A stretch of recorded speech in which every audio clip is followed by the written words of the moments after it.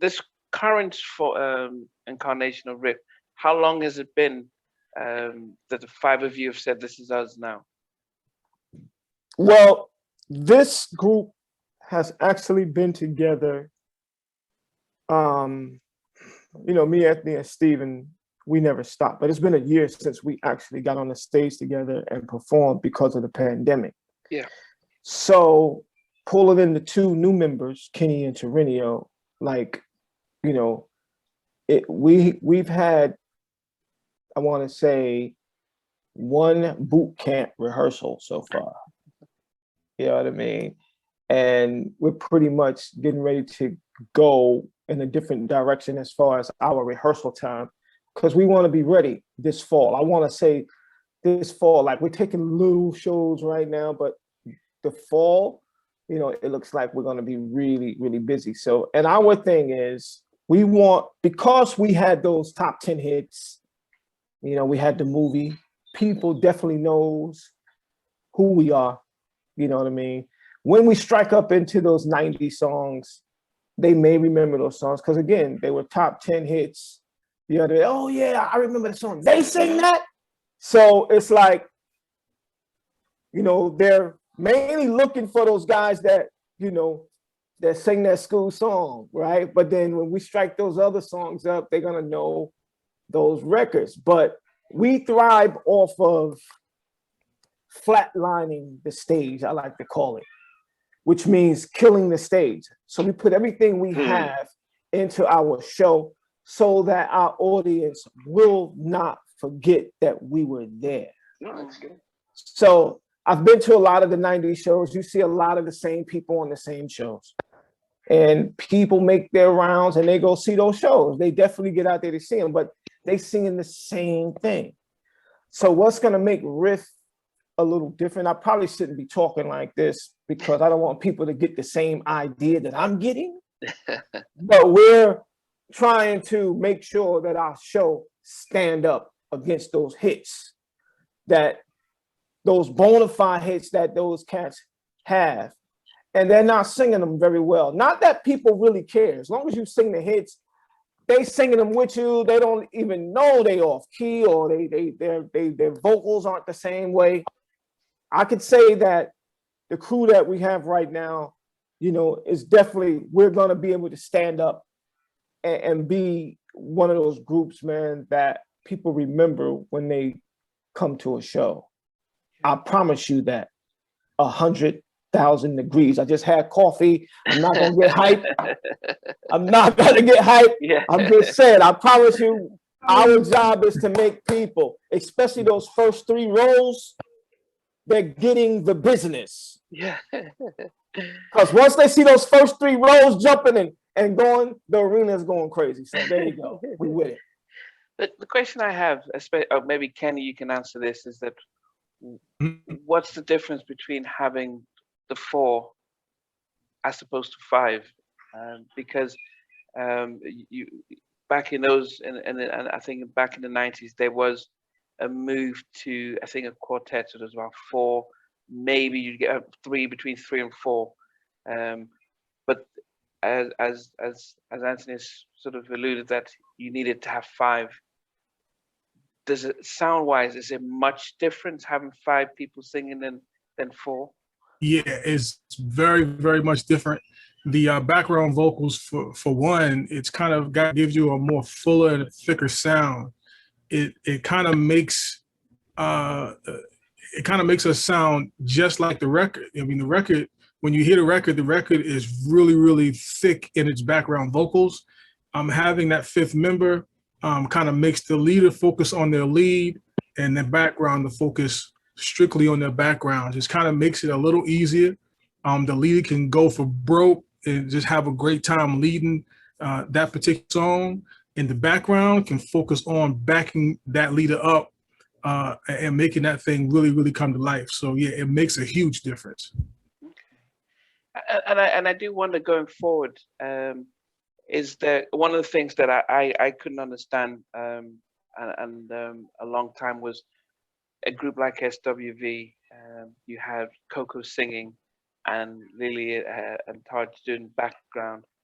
I interviewed recently Brian Alexander Morgan. He really explained the power of the background vocalist, Yes. and as opposed to the lead, which really opened my eyes. But within the current group now, are you guys going to mix it around, or do you have one or two people who are going to be focused on the lead and the rest really supporting with the strong background? Everybody in our group can rip. Every single person in our group can get busy. As Mike would say, Mike say, get busy. We can get busy. So anybody at any given moment can grab that microphone and get down. It's just not a problem for us. Yeah. But the songs that you're singing, going, I think some of the older ones, and then I'm sure you're going to be coming up with some new ones. Yeah. Would you just would it rotate between the five of you as to who is singing one lead on the whole song, or would you just have three different people or four different people singing verses on the song throughout? It'll stay true to what the original song was. We'll stay true to it.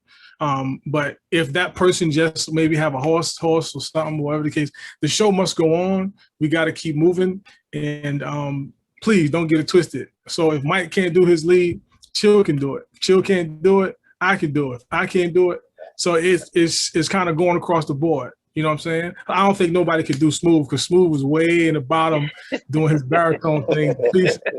So can't nobody rock that out. But even Smooth can get up there and rock something. I'm the only person that can handle that bass. Who got that bass on lock? See, okay. And that's when he's dreaming. See, the thing is about Riff, I think the one thing that we never established in our group, because we had so much talent in one band coming out, we never established like a lead singer, you know, like a one, like the main lead singer. We never established that from the first album to the second album, because it was so much going on at the time. And I think that's what made us different, because any one of us could step out at any time, take the mic, and claim the victory. So I think right now, we pretty much do a lot of songs where we split vocals, where like you'll see me come out and I hand it off to Kenny, and then you'll see Chill come, you'll see Buzz come out, Steven come out to Renio. Like, so we kind of switch off on the leads to make it easier, and the crowd get to see what every man does. And we are gonna have some songs where like one person would lead the song and the rest will follow. So it's gonna be a variety of things that we're trying to put out there as far as the new Riff sound. I mean, one of my strange favorite groups was Backstreet Boys. I mean, there were five, but it didn't seem, everyone had their parts, and Brian was the first sort of whiny kind of, okay, I'm coming at the back with sort of power vocal stuff. But it did set a balance where we knew who'd start, who'd be in the middle, and who'd sort of finish. New music wise, industry has shifted. You know, it's those gone are the days when you Warner Brothers comes and gives you $500,000 to go record and stuff. Things have changed, apart from the fact that promotion is different. What should we expect when it comes to new music?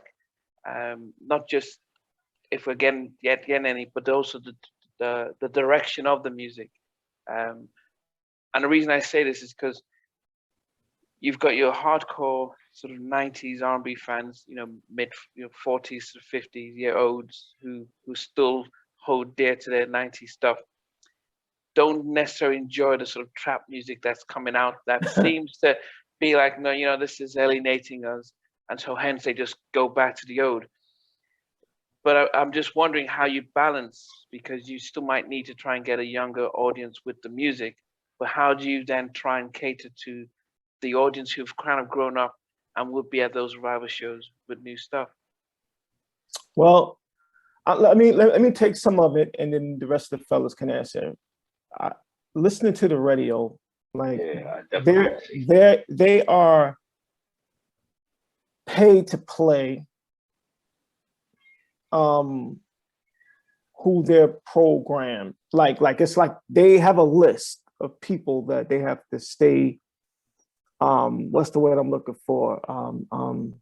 They have to play these people because this is a big club. You have to understand this. The music game is a big club. Like, so they have this set list, these people that they need to play now. The game has changed totally. So I think the only thing we have to stand on is that we gotta be true to who we are. You know what I mean? Regardless of the fact. Yeah, listen to what's going on. I'm not saying not turned, and not all of the music that's out there now is bad. But if we want to fit in to what's going on right now, we have to pay attention to it and wish for the best. See, they'll look at it like, well, you guys are too old now, blah, blah, blah. And I hate that because to me, it seems like they only say the Black artists are old. They don't say that about I'm not racist, man. You know what I mean? I'm just saying I got white family. I'm just letting you know they're not saying that about the white artists, man. They're not saying the Backstreet Boys or New Kids on the Block come out with an album. They ain't saying they old.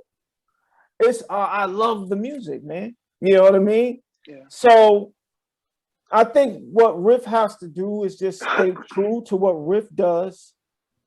You know, get a good producer that understands like what's going on today, but still keep what we do, which is the 5-part harmony, the 5-part soul with a little bit of yesterday and a lot of today.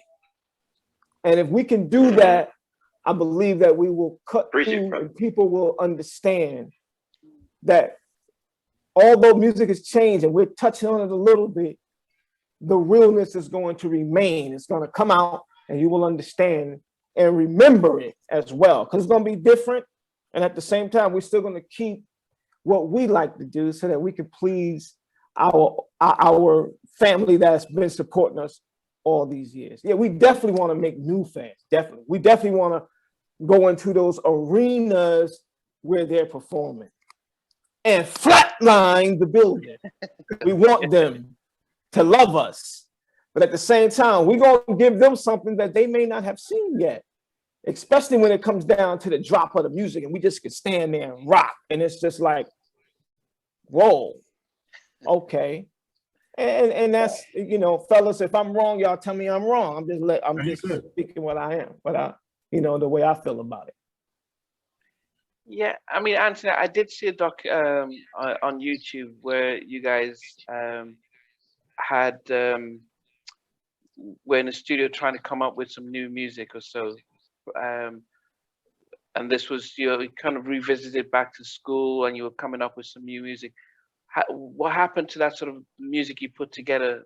Have you just abandoned that and you're gonna move forward and new stuff, or what's?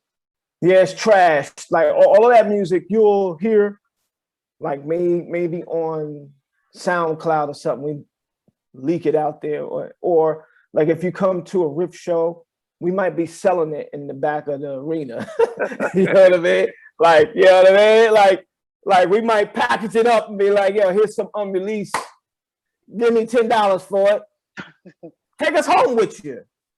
Put it in your CD player. You know what I mean? Listen, it's a big game. You know what I mean? You have to know how to navigate through this game, man. It's serious out here, man. We ain't getting played the way we used to get played on the radio. So you have to figure out how to move. So all that music that we had about, fellas, we had about 15, 20 songs. Oh yeah, you will hear those songs. You will get them if you come to a Riff show. We'll gladly give it to you, seriously. Thanks for watching. Please remember to subscribe to the channel, but most importantly, to press the notification bell so that you can be notified when we do have a new interview. Loads to come, but thanks a lot for watching.